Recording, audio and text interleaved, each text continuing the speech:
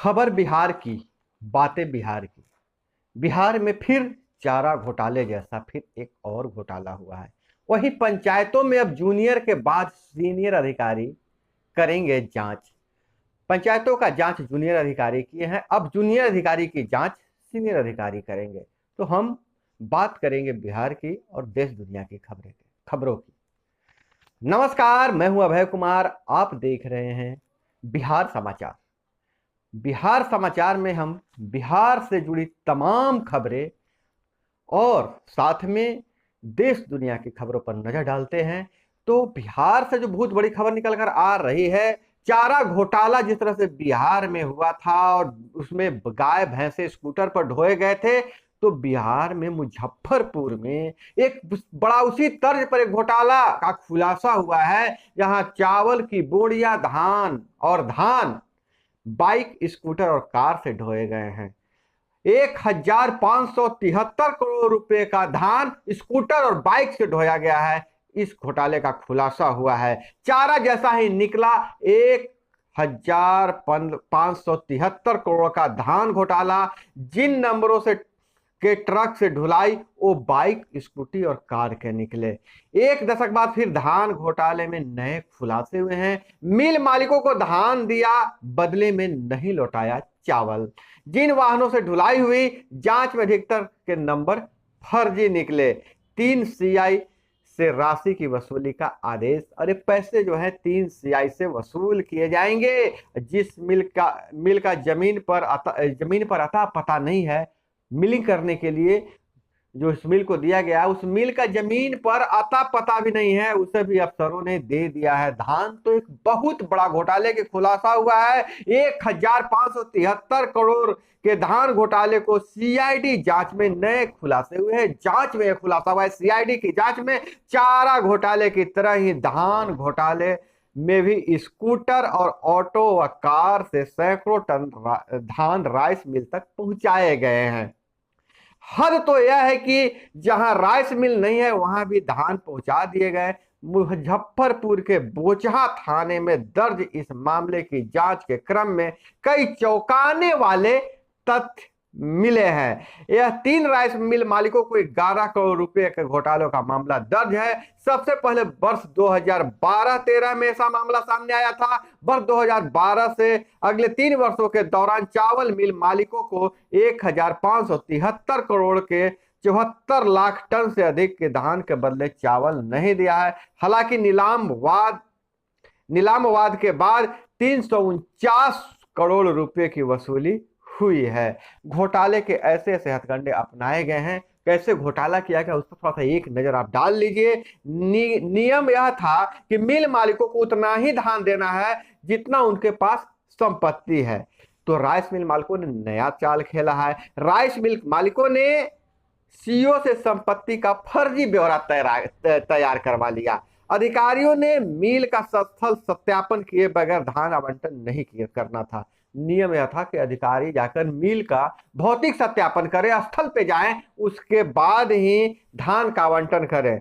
किसानों से कम दाम पर खरीदकर कई पैक्स ने अपना बताया और किसानों से कम दाम पर खरीदकर फिर अपना बता दिया। इस तरह से भी घोटाला हुआ है। एलपीसी बनाने वाले अंचलों में सीओ ने भी फर्जीवाड़ा किया है।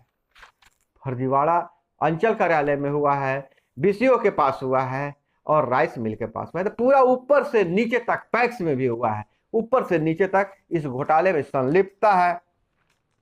और वाहनों का तो बात ही मत कहिए। वाहन, ऐसे वाहन है चावल जिसमें साफ दर्ज है कि धान की आपूर्ति स्कूटर से की गई है। या मतलब क्या मतलब हो गया घोटाले का? स्कूटर से चावल, हजारों टन चावल स्कूटर से ढोए गए हैं। मुजफ्फरपुर के राइस मिल में जिन वाहनों से धान पहुंचाए गए उसमें से 21 नंबर अवैध है, जिसमें 10 नंबर बाइक के हैं, वह स्कूटर के, बाइक और स्कूटर के 10 नंबर, 4 नंबर ऑटो के हैं और 4 बस के और बगैर ट्रैक्टर के 3 ट्रेलर का नंबर है। ट्रेलर का नंबर है, ट्रैक्टर का भी नंबर है। परिवहन कार्यालय के प्राप्त ब्यौरा के अनुसार धान की ढुलाई में प्रयोग किए गए यूपी 64 C4832 नंबर की गाड़ी यूपी के सोनभद्र के दमयंती देवी के नाम से रजिस्टर्ड है। महिंद्रा कार है, कार से भी धान के, इस तरह से बहुत सारे जो फर्जी नंबर डाले गए हैं और यह घोटाला हुआ है। इसकी जांच सीआईडी कर रही है और बहुत बड़े घोटाले के खुलासा हो सकता है। और अच्छी खबर शिक्षा विभाग से है कि 1300 शिक्षक अभ्यर्थियों को नौकरी तो 12,000 छात्राओं को मिलेगा पैसा। शिक्षकों को आज बटेगा नियुक्ति पत्र। स्नातक उत्तीर्ण छात्राओं को महीने के अंत तक मिलेगा 30 करोड़ रुपए। हम आपको बता दें कि स्नातक उत्तीर्ण 12,000 छात्राओं को के बीच पैसे बांटे जाएंगे। गोपालगंज में 576, वैशाली में 117 और पूर्वी चंपारण में 234, नालंदा में 115, मधुबनी में 175 और सीतामढ़ी में 22 छात्राओं का चयन है। यहाँ सबसे सर्वाधिक चयन किया गया है। तो यह बहुत बड़ी खबर है। और साथ में आज 1300 शिक्षकों को नियुक्ति पत्र भी दिया जाएगा। अब अगर हम बात करें पंचायतों के हालचाल का, एक्चुअली अमूमन हर खबर में हम पंचायतों की बात लेते हैं क्योंकि पंचायत से ही देश है और पंचायत से ही राज्य है। तो पंचायतों में औचक निरीक्षण के बाद दोबारा भी जांच की तैयारी हो चुकी है।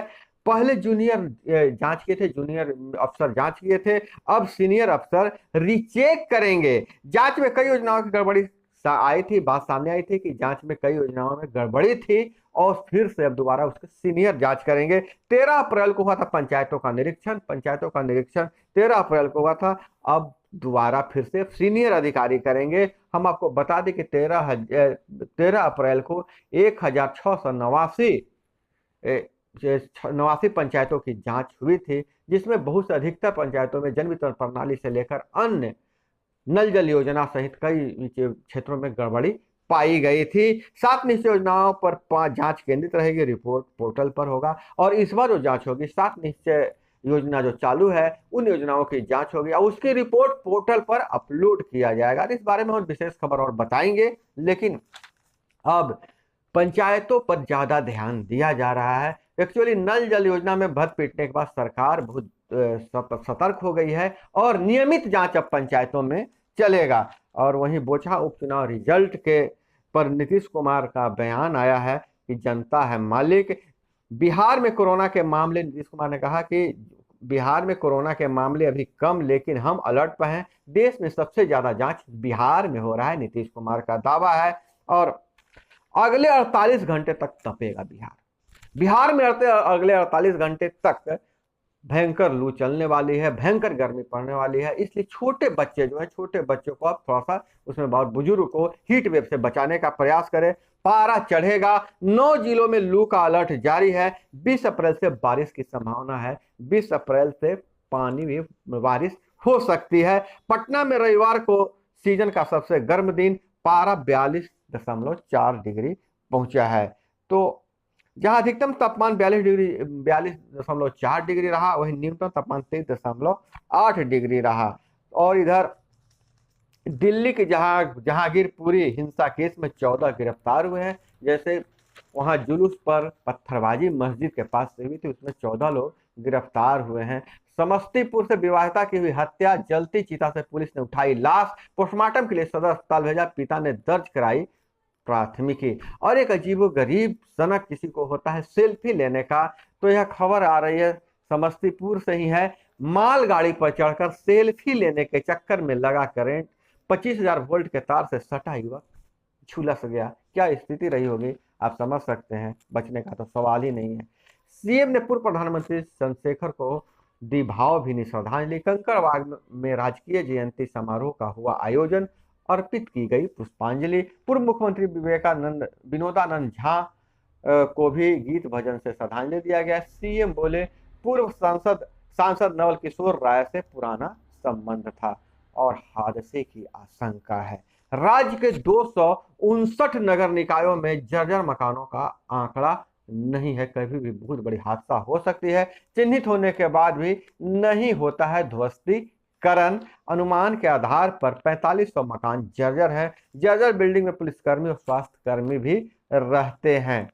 पेट्रोलिंग पार्टी को करना होगा डायरी मेंटेन। व्यापारियों प्रस्थानों से लॉ एंड ऑर्डर की जानकारी लेगी पुलिस। कांग्रेस अध्यक्ष के लिए सोनिया के पास दर्जन भर नाम गए हैं। बिहार में जब से अध्यक्ष पद खाली हुआ है कांग्रेस का, और रूस यूक्रेन युद्ध की बात करें तो युद्ध के दौरान वतन छोड़कर गए यूक्रेनी अब लौट रहे हैं। रोज 30,000 की घर वापसी हो रही है।